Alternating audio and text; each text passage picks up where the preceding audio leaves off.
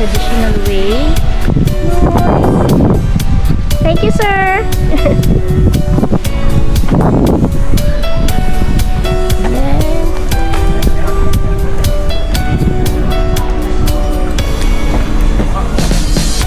Here kami kakain. Sa squat tayo.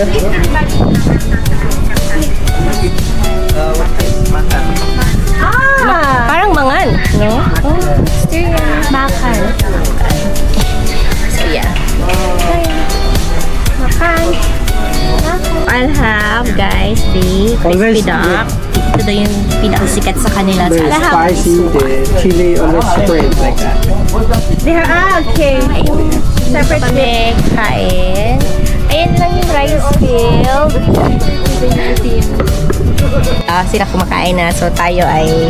Ayan, guys! So, yan. Naku, na-overwhelm ako sa kakahanap ng crispy duck sa TikTok. Krupok.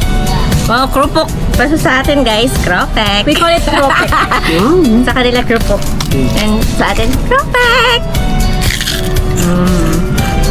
Ito yung gusto ko kasi I've been doing this at home. Nagaya-gaya ko yung mga paste nila. Now, I can really taste ko ano yung original na ginagawa nila.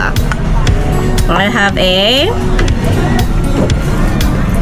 crispy duck. Bakit ba ako nagbablog? Hindi naman ako bayad. Joke lang. Lagi akong bayad. You're on a trip. I'm gonna show you.